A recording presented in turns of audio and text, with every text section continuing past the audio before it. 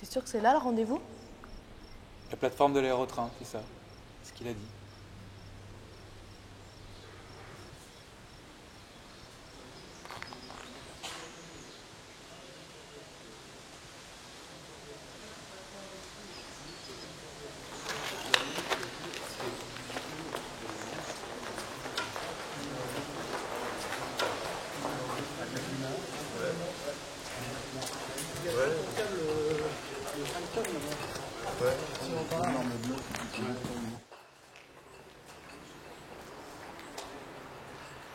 Je suis désolé, je vous ai un peu agressé, mais si on s'était pas planqué, ils seraient restés avec nous tout le temps, ils sont un peu collants.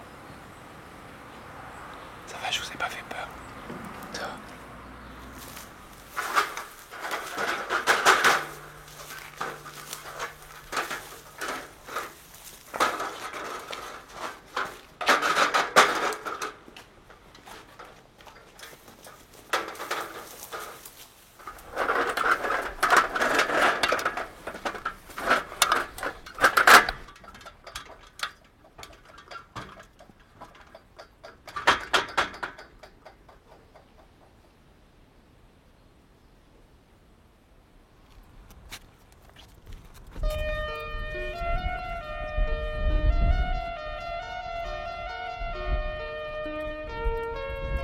Le monorail, c'est la dernière trace d'un projet industriel qui n'a jamais vu le jour.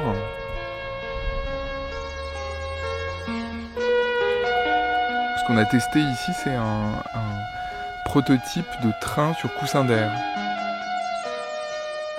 L'absence de frottement permet de démultiplier la vitesse. Et c'est un train qui a fait des pointes à 400 km/h.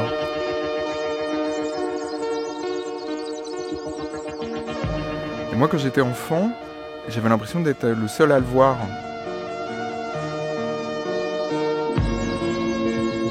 Progressivement, j'y ai passé de plus en plus de temps. J'étais ailleurs, quoi, comme sur un radeau en fait, qui avançait à travers le paysage.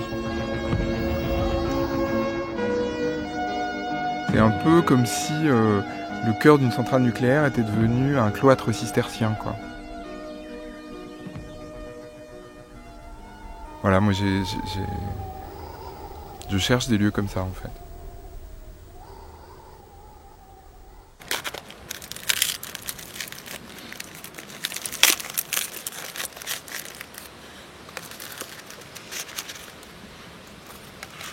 Merci.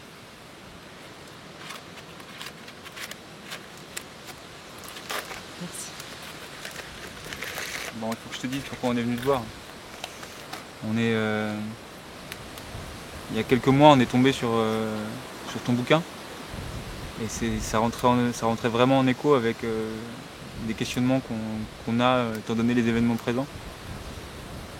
Tout cet univers que tu déploies sur ce monde du tertiaire qui est massif aujourd'hui, qui semble être le socle sur lequel se maintient l'ensemble. Et c'est de ça qu'on voulait te parler et voir comment on pouvait imaginer ensemble un discours qui s'adresse directement à ces gens-là, qui prennent le pas sur l'imaginaire d'émancipation qui a eu lieu, que ce soit pour la paysannerie, pour le monde ouvrier, comment on pouvait trouver quelque chose qui fissure un peu ce bloc du tertiaire.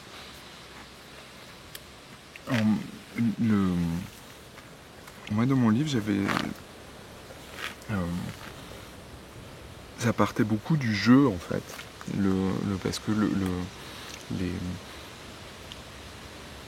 les gens dans le tertiaire, en fait, c'est assez troublant. Ils sont enfermés dans des espaces sur lesquels, en fait, ils pourraient avoir complètement le contrôle. C'est pour ça que moi, j'imaginais que tous ces espaces de travail devenaient des jardins, en fait. Et que brusquement, les endroits où les gens travaillaient, ils arrêtaient de travailler, puis ils circulaient à travers comme si c'était des jardins publics, quoi, comme si on claquait des doigts, et puis brusquement l'enchantement était rompu, et voilà, ils se levaient. On dit que le tertiaire a vécu un ascenseur social, mais pourtant on voit bien que leurs conditions de travail, en tout cas dans les bureaux, le fait d'être assis tout le temps, je sais pas combien d'heures par jour, en fait c'était des conditions assez difficiles et que c'était complètement un bluff, quoi. Tu penses que il y a une espèce de culpabilité de la souffrance en fait, on sent. C'est-à-dire que c'est... en effet, les conditions même physiques sont désagréables. Simplement, ça colle pas du tout avec l'image qu'ils ont d'eux-mêmes et l'image que la société leur donne d'eux-mêmes, qui est justement une image d'ascenseur, de valorisation. C'est des gens qui ont de la chance, donc la souffrance rentre pas dans ce truc-là. Donc souvent, elle est complètement niée en fait. J'ai l'impression que chez les ouvriers, c'était une évidence dès le départ, tu vois, que c'était pas nié, quoi. C'était pas... personne disait... c'est des endroits merveilleux, les usines sont des endroits formidables. Et puis c'est comme s'ils pouvaient jamais montrer leur souffrance, alors que les ouvriers, il y a toujours eu un truc où... Et là, ouais, la condition fait que tu les vois toujours, même quand tu les vois dans la rue, dans le métro, c'est toujours un truc comme si, tu vois, ils tiennent leur mallette, ils sont hyper bien sapés, tout ça. Et t'as l'impression que la souffrance, elle apparaît d'un coup, du genre les suicides. Enfin, t'entends rarement parler des conditions de travail d'un mec dans un bureau. Enfin, moins que dans une usine, quoi. Et en plus, chez les ouvriers, le fait de prendre la parole, c'était déjà un vrai truc. Alors qu'en fait, là, tous les cadres, ils l'ont, la parole. Et donc, justement, ils parlent tu vois, pour défendre une entreprise, pour vendre des trucs, etc. Et puis, brusquement, il faudrait tu vois, que leur parole change et que d'un coup, ils parlent d'eux-mêmes, etc. Et tout. Et en règle générale, ça vient pas, en fait. C'est pour ça que moi, j'imaginais tu vois, des trucs différents, des trucs plus silencieux, plus ludiques, plus incarné en fait, plus incarné, pas forcément par la parole. Comme s'il ne pouvait plus y avoir de sincérité à cet endroit-là, c'est tellement le terrain de la propagande que c'est le... Exactement. C'est pour ça que moi j'imaginais des choses totalement autres, ludiques, un peu rituelles, des choses étranges aussi, des choses un peu sensuelles, quoi, parce que c'est quand même un univers incroyablement désincarné, contrairement aux usines. Ouais. Aux usines, c'est... Il y a des corps, quoi. Il y a des corps, alors que vraiment dans les espaces tertiaires, il n'y a pas de corps, quoi. De fait, la simple position fait que tu es sectionné ici, tu masques ton corps, Alors, je me disais qu'il y a un autre truc, c'est que les gens sont hyper vulnérables au moment des transports, en fait. Soit dans les embouteillages, soit dans les transports en commun, etc. C'est vraiment le moment où ils sont... à la fois le plus carapassonné et le plus vulnérable. Et là, je trouve à ce moment-là, en fait, il y avait des choses à inventer. Ouais. On va intercepter les ondes des téléphones iPhones, portables, téléphones portables, dans les oreillettes. Ah oui, ça serait pas mal de parler. Mais tu vois, avec une voix très calme. Je vois pas du tout un truc gueulard, une voix très calme, un peu...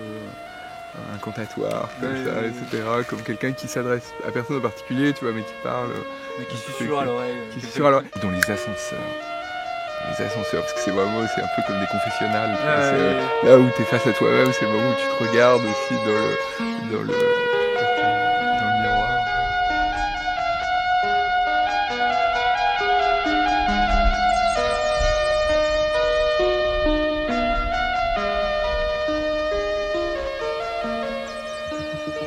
Je traîne dans les quartiers d'affaires, en quête de brèches dans les défenses crénelées de l'architecture d'entreprise. En une semaine, je me suis familiarisé avec le territoire. J'ai localisé les salles de réunion aux moquettes profondes, les cafétérias. Je dors sous un bureau, dans un recoin de parking ou bien dans les étages en réfection.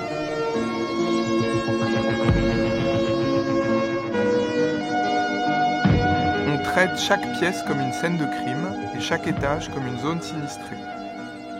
Attentif à ne rien déranger, on examine le moindre indice avec des gestes d'archéologue, comme si le monde du travail salarié au XXIe siècle était mort depuis longtemps et qu'on en exhumait avec curiosité les derniers vestiges. C'est le moment. Allez-y. Marchez lentement, maîtrisez votre respiration. Regardez autour de vous. Apprenez à reconnaître dans ce paysage fonctionnel les zones d'inscription de présence. D'un geste, dessinez les contours des corps évanouis. Palpez les vestes oubliées sur les porte-manteaux, faites leur poche. La personne réelle ne nous intéresse pas. Seul son spectre nous importe. C'est lui, votre frère.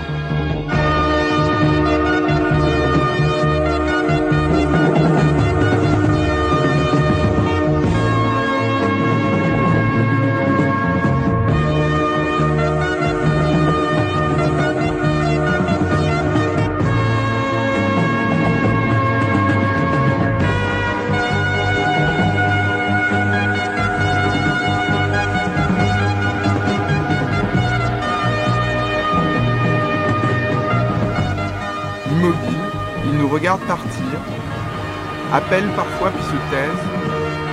D'autres, au contraire, choisissent de nous suivre.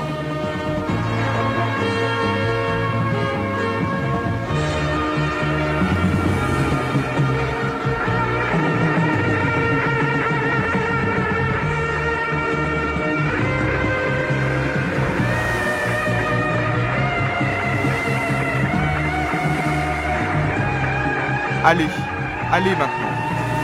Allez aussi loin qu'il est possible d'aller.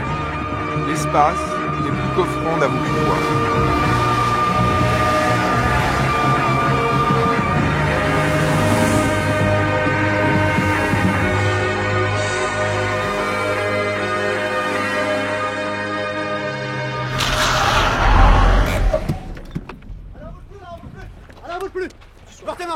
Tu sors, t'enlèves ça. Allez, on se bouge les mains.